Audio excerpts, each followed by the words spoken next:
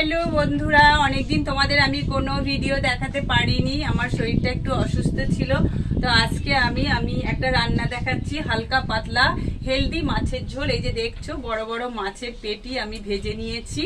এই পেটি দিয়ে আজকে আমি রান্না করব কুমড়োর ডাঁটা। আমার বাড়িতে একটা সুন্দর কুমড়ো গাছ হয়েছে, এই যে দেখছো বড় বড় ডাঁটা, মোটা মোটা ডাঁটা, লগলগের ডাঁটা।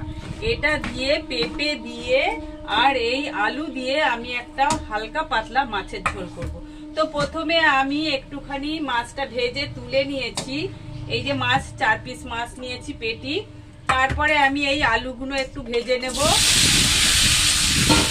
আলুটা ভেজে নেব। সবজিগুলো আমি এখন ভাজছি না, সবজিগুলো আমি পরে এর সাথে কষে নেব। আলুটা একটু আমি বেশি করে ভেজে নিয়েছি। তারপরে আমি এই পাতাগুলো, কুমড়োর পাতাগুলো বেটে খাবো আজকে। এটা বাটাটা খেতেও খুব সুন্দর লাগে, তোমাদের দেখিয়ে নিচ্ছি। আর একদম যে কচি পাতাগুলো এগুলো রেখে দিয়েছি এই মাছের ঝোলে আমি পরে দেব, এখন দেব না, কারণ এটা যখন তরকারিটা অর্ধেক সিদ্ধ হয়ে আসবে তখন দেব, না হলে বেশি খেতে গেলে ভালো লাগবে না।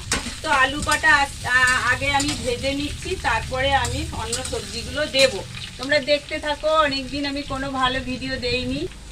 তো আলুগুলো আমার মোটামুটি হালকা পাতলা ভাজা হয়ে গেছে। এবার আমি পেঁপেগুলো একটু হালকাভাবে ভেজে নিই ওর সাথে।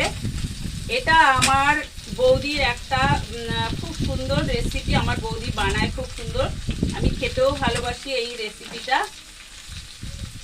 মাছ দিয়ে আর এই লগলগে কুমড়োর ডাঁটার ঝোল, পাতলা ঝোল, যেটা খুব হেলদি হবে। দেখো এতে আমি এখনো কোনো ফোড়ন দেইনি। তো তরকারিটা যখন হয়ে আসবে তখন আমি এটা রাঁধুনি ফোড়ন দিয়ে নামাবো।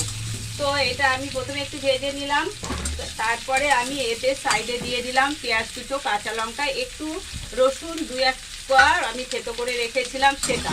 এর সাথে এটাও এবার এগুলো আমি এবার কষতে থাকবো। যখন কষা হয়ে যাবে তখন নুন হলুদ সমস্ত আমি পরপর দিয়ে দেবো। তো দেখো আমার পেঁয়াজগুলো সব ভাজা মোটামুটি এতে হয়ে গেছে। এবার আমি একটু হলুদ দিয়ে দেবো আর নুন দিয়ে দেবো। এটা এতটাই হেলদি যে যে কোনো অসুস্থ রুগী খেতে পারবে। এতে তেমন কোনো মশলা পড়বে না, রাঁধুনি ফোড়ন আর একদম শুধু জিরে বাটা দিয়ে তরকারিটা হবে। তোমরা দেখতে থাকো আমার আজকে এই হেলদি তরকারিটা। তো দেখো সবজিগুলো কষা হয়ে গেছে। এরপরে আমি এই যে কুমড়োর ডাঁটাগুলো দিয়ে দিলাম, কুমড়োর ডাঁটাগুলো দিয়ে দিলাম। এতে কোনো গুঁড়ো মশলা বা কিছুই পড়বে না, শুধু কাঁচা লঙ্কা, জিরে বাটা আর রাঁধুনি ফোড়নের তরকারি। খুব সুন্দর হবে খেতে। আমার বৌমাও বলছে যে এই তরকারিটা মা তুমি বানাও, খুব তোমার হাতে ভালো হয়, এবং আমার বৌদিও করে, ভীষণ সুন্দর হয়। আমি তার দেখাদেখি করছি। দেখো তরকারিটা আমার কেমন দেখতে হয় এবং কেমন খেতে হয় তোমরা তো জানবে না, তো আমি তো ভালোবাসি তাই করলাম। তো দেখো এই যে জল দিয়ে দিচ্ছি, এটা একটু ঝোল হবে, মোটামুটি পাতলা ঝোল হবে। এতে আমি মাছগুলো দিয়ে দেবো। ওকে, তো এটাকে এবার একটু ঢাকা দিয়ে দিচ্ছি।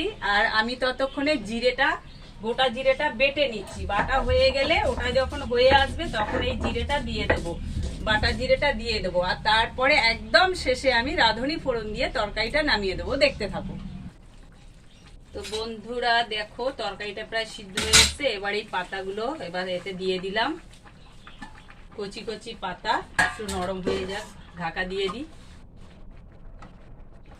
তো দেখো তরকারিটা আমার সিদ্ধ হয়ে গেছে। এবার এই জিরে বাটাটা দিয়ে দিলাম, জিরে বাটা দিয়ে একটু ফুটে উঠবে, আমি নামিয়ে নেব। মাছগুলো দেব তার আগে। তো এই 4 পিস মাছ আমি দিয়ে দিলাম। এরপর একটু ঢাকা দিয়ে দেব।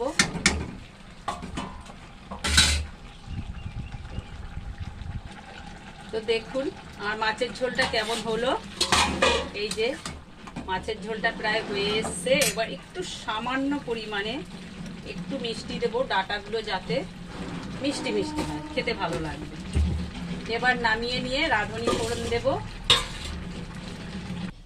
তো কড়াইতে একটু এবার সাদা তেল দিয়ে দিলাম।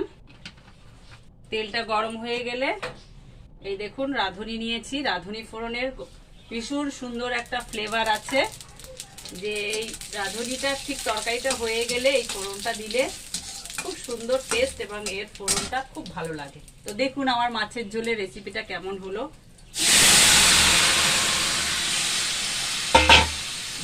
বাহ, হয়ে গেছে আমার মাছের ঝোল প্রায়।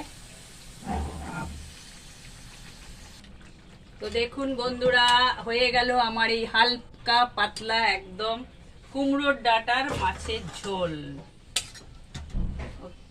Good bye. বন্ধুরা, মাছের ঝোলটা আমার কেমন হলো। হালকা পাতলা মাছের ঝোল, হেলদি হেলদি, টেস্টি টেস্টি।